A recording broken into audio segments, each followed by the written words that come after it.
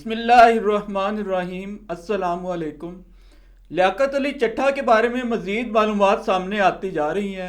ہر کوئی حمزہ شہباز سے ان کی قربت کے بارے میں بات کر رہا ہے۔ ایک تھیوری یہ پیش کی گئی کہ شریف خاندان کے اندرونی اختلافات ہیں۔ حمزہ شہباز مریم نواز کی وزارت اعلیٰ کے خلاف سرگرم ہیں۔ ایک بات میں پورے وثوق سے کہہ سکتا ہوں کہ 32 سالہ سروس سے گزرنے والا یہ سرکاری افسر نہ جانے کتنی دھاندلیوں سے گزر کر یہاں تک پہنچا ہے۔ اس طرح کے افسر نہ جانے کتنی عبرتناک داستانوں کے گواہ ہوتے ہیں۔ وہ کوئی نوخیز لڑکا نہیں، پہلے ہی الیکشن میں جسے بے انتہا دھاندلی سے گزرنا پڑا اور اس کا ضمیر یہ سب برداشت نہ کر سکا۔ تحقیقات کر کے دیکھ لیں، اس نے کوئی خودکشی کی کوشش نہیں کی ہوگی اور ڈپریشن کی کوئی علامت بھی نہیں۔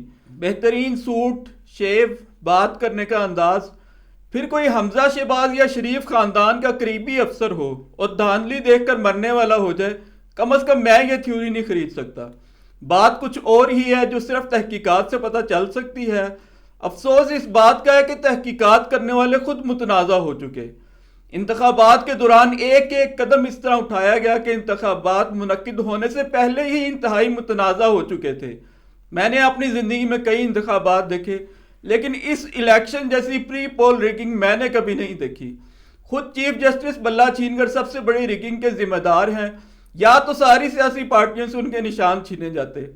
Polling day per P T I کو کیمپ نہیں لگانے دیے گئے، امیدواروں کو الگ الگ نشان الاٹ کیا گیا، عمران خان کو جیل میں ڈالا اور بے بنیاد مقدمات میں انتہائی جلد بازی میں سزائیں سنائی گئی، کردار کشی کی گئی۔ 3-4 سیٹیں تو اکیلے عمران خان جیت جاتے ہیں۔ پی ٹی آئی کی مین لیڈرشپ کو یا تو سیاست سے سبکدوش کرایا گیا یا پھر جہانگیر ترین کی پارٹی میں شامل کرایا گیا۔ سرکاری وسائل سے کردار کشی کا ایک طوفان عمران خان کے خلاف اٹھایا گیا، جس میں نیچے سے لے کر اوپر تک سب نے اپنا حصہ ڈالا۔ 9 مئی کو سرکاری عمارتوں اور تنصیبات میں توڑ پھوڑ کا ناقابل تلافی جرم بنا کر پیش کیا گیا اور ابھی تک پیش کیا جا رہا ہے، اور اسی روز سیکورٹی فورسز کے ہاتھوں قتل ہونے والے 5 پی ٹی آئی کارکنان کا کوئی نام تک نہیں لیتا۔ عمران خان خود جیل میں تھے، لیکن آج تک وہ 9 مئی کے مقدمات بھگت رہا ہے۔ پی ٹی آئی کو جلسے کرنے کی اجازت نہیں تھی، اس کے ہزاروں آزمودہ کارکن جیل میں پڑے تھے۔ قصہ مختصر یہ کہ اسٹیبلشمنٹ اور عدلیہ نے مل کر 8 فروری کے الیکشن کو متنازع بنانے میں کوئی کسر نہیں چھوڑی۔ پولنگ کے دن موبائل کام نہیں کر رہے تھے۔ کیا کسی الیکشن میں یہ ممکن ہے کہ پری پول ریگنگ اس لیول کی ہو مگر پولنگ کے دوران کوئی دھاندلی نہ ہو؟ اس بات پر کوئی دودھ پیتا بچہ ہی یقین کر سکتا ہے۔ اگر صرف فارم 45 ہی جمع کر لیے جائیں تو دودھ کا دودھ اور پانی کا پانی ہو جائے۔ 42 ارب روپے سے منعقد ہونے والا الیکشن متنازع بنا دیا گیا۔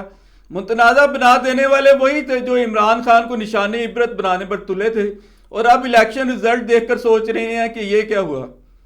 یہی وہ طاقت ہے جو کبھی الیکٹرانک ووٹنگ سسٹم رائج نہیں ہونے دے گی کہ بھارت کی طرح الیکشن غیر متنازع ہو جائیں۔ اسے ہر الیکشن میں اپنی مرضی کی پارٹی کو جتوانا ہے۔ ہر مرتبہ الیکشن متنازع ہوں گے اور پھر اگلے 1.5-2 سال انتخابی دھاندلی پر ہونے والی کشمکش میں ضائع ہوں گے، جیسا کہ 2013 کے الیکشن کے بعد ہوتا رہا۔ ہماری اسٹیبلشمنٹ ہمیشہ اپنی ایک ٹانگ الیکشن اور حکومت میں گھسیڑے رکھے گی۔ پنجاب میں تو جو ہوا سو ہوا، کراچی میں ایم کیو ایم کو 100% دھاندلی کے نتیجے میں جتوایا گیا۔ حالانکہ یہ وہ لوگ ہیں جنہوں نے الطاف حسین کو تخلیق کر کے اچھی طرح ان کا مزہ چکھا، پھر بڑی مشکل سے الطاف حسین سے چھٹکارا حاصل کیا، لیکن آج انہیں انتخابی دھاندلی کرنے یا مصطفیٰ کمال یا پرویز خٹک یا جہانگیر ترین کے سر پر ہاتھ رکھنے میں ایک لمحے کی بھی ہچکچاہٹ نہیں۔ وجہ کیا ہے؟ وجہ اس کی یہ ہے کہ انہیں معلوم ہے کہ ہم دھاندلی کریں یا مصطفیٰ کمال کو نیا الطاف حسین بنائیں، نواز شریف کو اقتدار سے اتاریں یا اقتدار پر چڑھائیں، ہمیں کبھی کوئی سزا نہیں ہو سکتی۔